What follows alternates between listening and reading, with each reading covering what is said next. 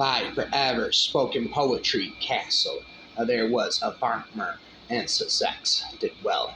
There was an old farmer in Sussex did well, and he had a bad wife, as many knew well. And then Satan came to the old man at the plow, and one of your family I must have now. It is not your eldest son that I crave, but it is your old wife, and she I will have. Oh, welcome, good Satan, with all my heart. I hope you and she will never more part. Now Satan has got the old wife on his back, and he lugged her along like a peddler's pack. There's a spit in the rap. He trudged away till they came to his hall gate. Says he, here, take in an old Sussex chap's mate. Then he did kick the young iron piece about. Say one to the other, let's try to turn her out. She spied 13 imps, all dancing in chains. She up her with her patens and beat out their brains. She knocked the old Satan against the wall. Let's try and turn her out. He shall murder us all. Now he's bundled her up on his back. And to her old husband he took her back again. I have been a tormentor the whole of my life, but I never was tormented until I met with your wife. Rhymes, an outlandish knight who came from the Northlands, and he came wooing me, and he told me he'd take me to the Northlands, and there he would marry me. Come fetch me some of your father's gold, for let the story be told. Come, all you jolly plowmen of courage, stout and bold, that labor all the winter in stormy winds, and cold the cloth, clothe the fields, with plenty of your farm yards to renew, to crown them with contentment. Behold the painful plow.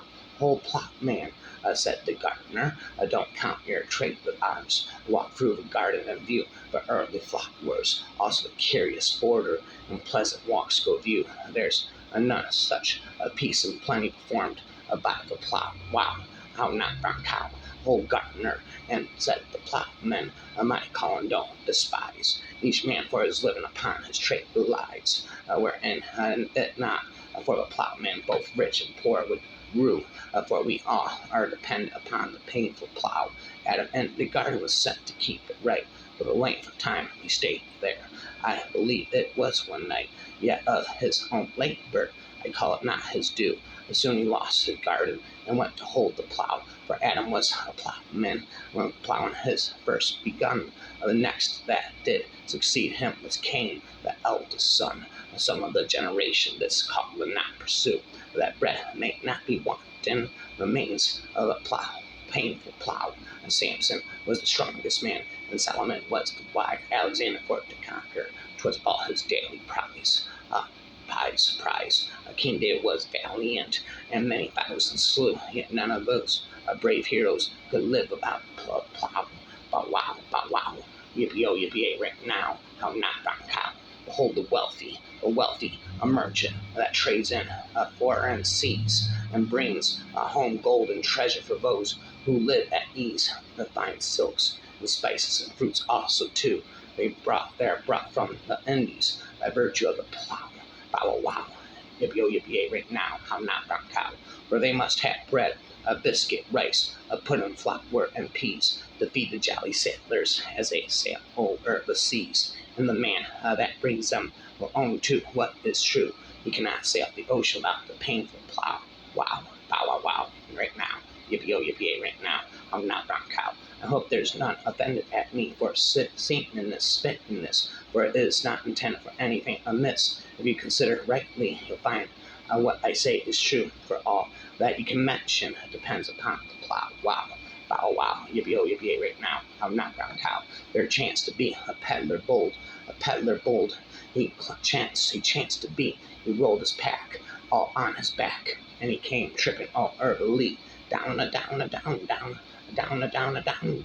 by the chance he met two troublesome blades they chanced to be. The one of them was a bold Robin Hood, and the other was Little John so free. Oh peddler, what is in that pack? Come speed dially, and tell me. I've several suits of the gay green silks, and silken bow strings too are free. If you have several suits of the gay green silk, and silken bowstrings to her free.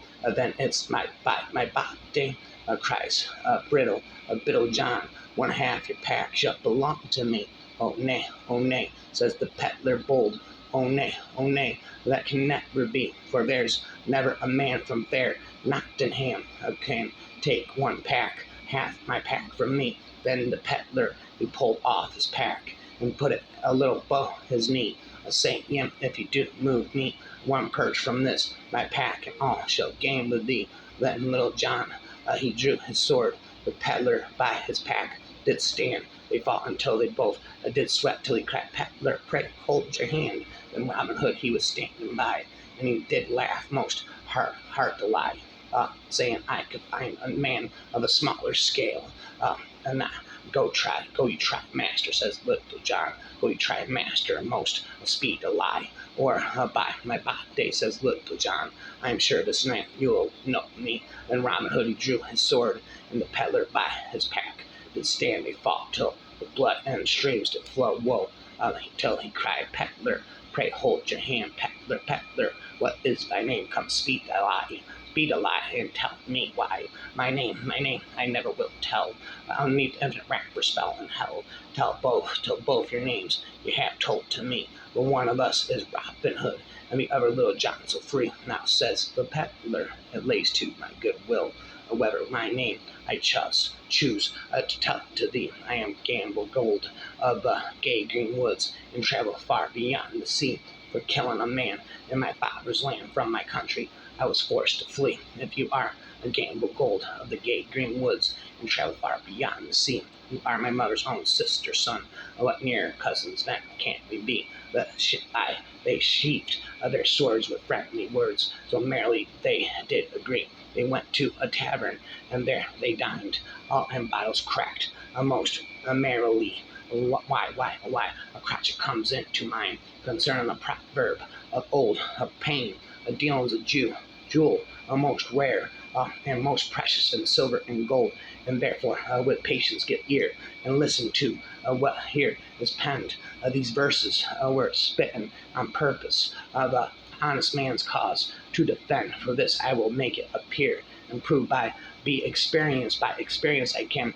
'Tis the excellentest thing in the world, excellentest thing in the world, to be a plain dealing man. Yet some are so unpundit grown, they'll domineer, they pour and swagger, and say that the plain dealing man was born to die a beggar. But men that are honestly given do such evil actions detest, and everyone that is well minded will say that plain dealing is best. For this I will make it appear, and prove by experience I can. 'Tis the excellentest thing in the world to be a plain dealing man. For my part, I am a poor man. Wham bam, thank you, a man. It's just the way if I am freestyling a game. I can't.